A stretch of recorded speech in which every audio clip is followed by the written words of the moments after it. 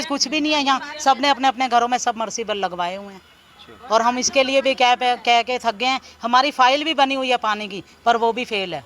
इस समस्या को लेकर अभी तक आप किन किन लोगों से मिल चुके हैं? मैडम रजनी प्रोचा जो एमसी है हमारे एरिया की गीता कॉलोनी की, उनके पास काफ़ी बार गए हैं, लेकिन ये कह दिया जाता है हर बार कि बन जाएगा, अप्रूव्ड नहीं है। लेकिन कौन कराएगा अप्रूव्ड? ये भी तो एक बड़ी समस्या है ना, कितनी बार जाएं। देखो हमारा क्या होता है कि हम सिर्फ एमसी तक जा सकते हैं और हम कितनी बार गए, लेकिन वहाँ कोई सुनवाई नहीं हो रही।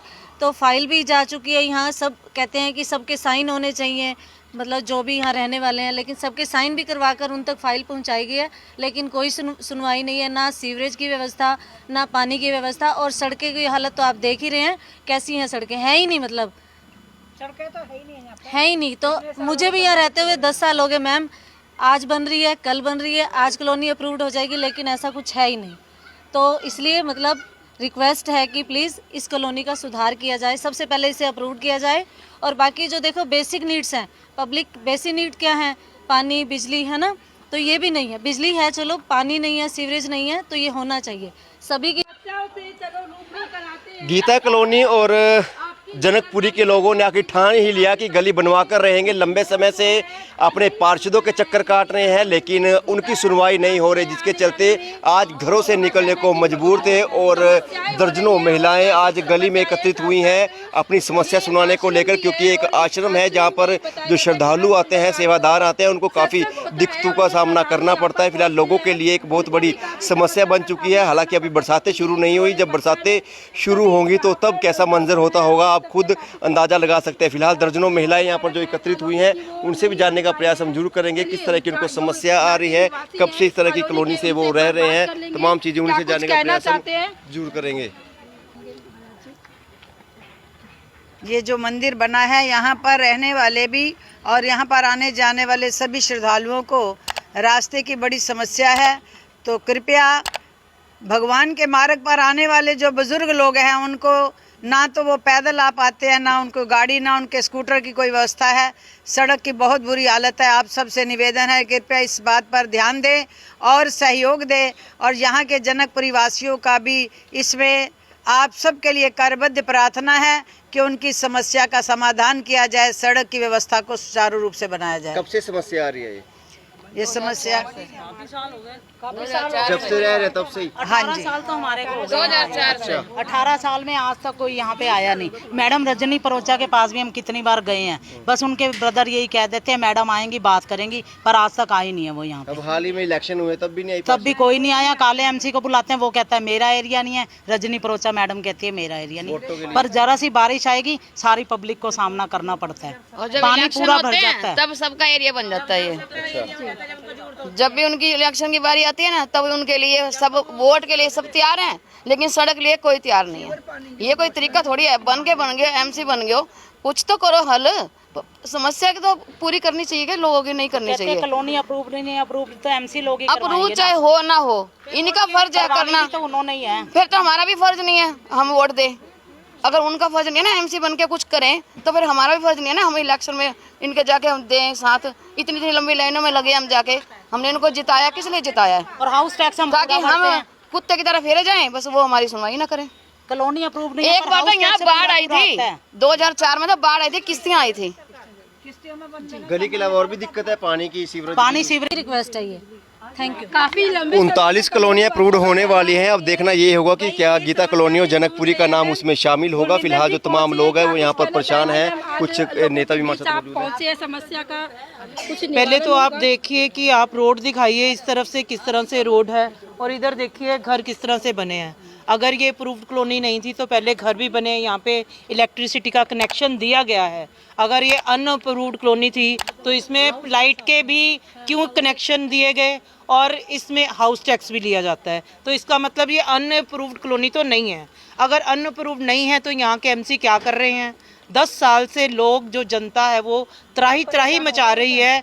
आप देखोगे कितनी महिलाएं, आप पूरा दिखाइए, पहले तो महिलाएं दिखाइए कितनी है, कि कितनी महिलाएं इकट्ठी हुई हैं। सारी कॉलोनी, इतनी बड़ी कॉलोनी है यहाँ पे, और आप देखोगे कि लोग परेशान हैं तभी घर से निकलते हैं, अदरवाइज कौन घर से निकलता है।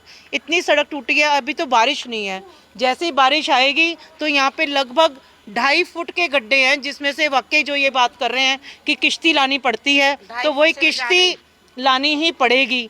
तो मैं आपके माध्यम से सरकार को, डीसी साहब को यही कहना चाहती हूँ कि इन कॉलोनियों की ओर ध्यान दें, क्योंकि अब सरकार दोबारा से 4 महीने के लिए, मैं तो यही कहूँगी कांग्रेस की सरकार आएगी आने वाले समय में। ये जो 4 महीने की सरकार है, इसमें अगर वह कुछ करना चाहते हैं तो कर दे, लेकिन जैसे ही कांग्रेस की सरकार आएगी तो मैं इन सभी कॉलोनी वासियों से वादा करती हूँ कि इन सड़कों का या जो भी कॉलोनियाँ अनइम्प्रूव्ड है उन पे काम किया जाएगा, और जो सड़कें गलियाँ जो मतलब चलने लायक नहीं छोड़ी इन इतने सालों में, जो हमारा जो ये सीएम सिटी जिसको कहा गया करनाल को, वो सीएम सिटी का हाल देखिए आप कैसा है। तो मैं वादा करती हूँ इन लोगों से कि जैसे ही हमारी सरकार आएगी तो उसके लिए तो इनकी सड़कें बनेंगी ही, उसके बावजूद एज अ समाज सेवी भी मैं इन लोगों के साथ हूँ और डीसी साहब को पत्र भी सौंपने जाऊँगी। 39 कॉलोनियों की अप्रूव करने की बात कही जा रही है सरकार द्वारा, लगता है कि इसका भी नाम आएगा बीच में?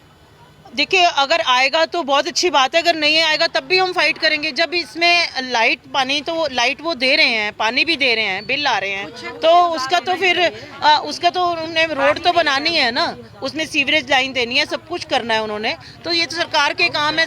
लोग वोट देते हैं, किस लिए देते हैं वोट? इसीलिए वोट देते हैं कि हाँ जो सरकार आए वो हमारे काम करे। तो लोग इनके हाउस टैक्स, लाइट और हाउस टैक्स है, बस पानी वगैरह भी कुछ नहीं है। पानी भी नहीं आता? नहीं, सबने अपना अपना समरसीबल लगवा रखा है। जिस बेचारे बंदे वो नहीं, कुछ नहीं है, कुछ नहीं है। दूसरों के घर से ले लेके पानी आते हैं। वो जो गरीब बंदे उनका ट्यूबवेल नहीं लग रहे हैं, वो बेचारे दूसरों के घर से पानी ले लेके आ रहे हैं, जो बेचारे नहीं लगवा सकते हैं उसको। इससे बढ़िया तो गाँव था, फिर गाँव में ठीक है। इससे तो गाँव तो कम से कम कुआं से पानी तो ले लेके आते थे, यहाँ तो कुछ भी नसीब नहीं होता है, यहाँ तो बहुत परेशान है। अगर थोड़ा सा पानी पड़ जाए ना, पानी इतना बढ़ जाता है, बुजुर्ग बंदा तो गड्ढे में ही गिर जाते हैं। गरीब लोग कच्चे पक्के अपनी झोंपड़ी खड़ी करते हैं, वो मलबा डलवाते हैं, मलबा भी बारिश से बह जाता है, बताओ कोई कहाँ तक करेगा? तो एमसी से मिले थे आप अपनी एमसी सुनता ही नहीं, वो तो कहता है मेरा काम नहीं, वहाँ तो धक्के खाने बेकार है। वोट देने जाते तो बड़े करनाल की स्मार्ट सिटी बता रहे थे आप, देखिए स्मार्ट सिटी ऐसी होती है क्या, जहाँ नाली नहीं है, पानी नहीं है, कुछ भी नहीं है, कितनी दिक्कत है। इलेक्शन हुए थे ना, रोड भी कितना गंदा है। हमारे जो एमसी बने हैं रजनी प्रोचा, वो इस रोड पे आए थे।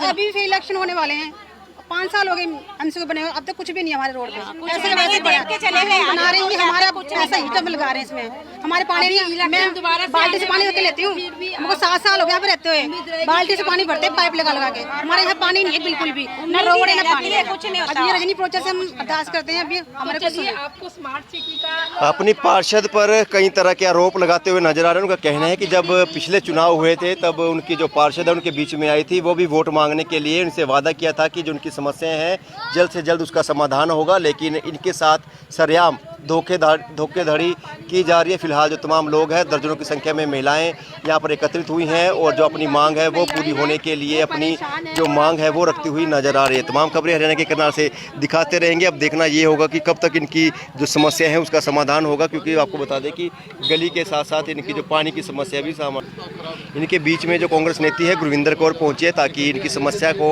एक बुलंद आवाज़ के रूप में प्रशासन तक पहुंचाया जा सके, जो इनकी बात है वो प्रशासन तक रखी जा सके, ताकि जल्द से जल्द उनकी सुनवाई हो सके। तमाम खबरों से हमसे जुड़ी रहिएगा, खबर को वीडियो को शेयर जरूर कीजिएगा। धन्यवाद।